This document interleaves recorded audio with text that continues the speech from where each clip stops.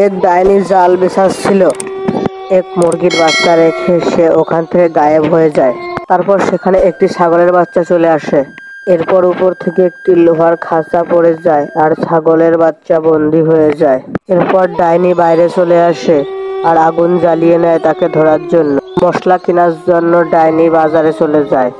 সেই পথ দিয়ে মোটু যাচ্ছিল। ছাগলের বাচ্চা দেখে তার অনেক মায়া হয়। মোটু ছাগলের বাচ্চাটিকে মুক্ত করে দেয়। এরপর সে ওখান থেকে চলে যায়। ডাইনি বাজার থেকে মশলা কিনে সেখানে ফেরত আসে। সে সেখানে ছাগলের বাচ্চা খুঁজে পায় না, এতে তার অনেক রাগ হয়। এরপর সে জাদু আয়না বের করে আর বলে, জাদু আয়না, আমার শিকার কোথায় চলে গেল? জাদু আয়নার ভেতর সে মোটুকে দেখতে পায়। এরপর ডাইনি মোটুর ঘরে চলে যায়। তুমি আমার শিকার চুরি করেছো, তুমি আর বাঁচবে না। সে মোটুকে তার সঙ্গে নিয়ে যায় এবং তাকে গুহায় বন্দি করে দেয়। পাতলু ওই ডাইনিকে দেখে নেয়। এরপর পাতলু রঘু ভাইয়ের কাছে যায়। সে রঘু ভাইয়ের কাছ থেকে সাহায্য নেয়। রঘু ভাই গুহার ভেতর চলে যায়। এরপর সে মোটুকে বাঁচিয়ে নিয়ে চলে আসে।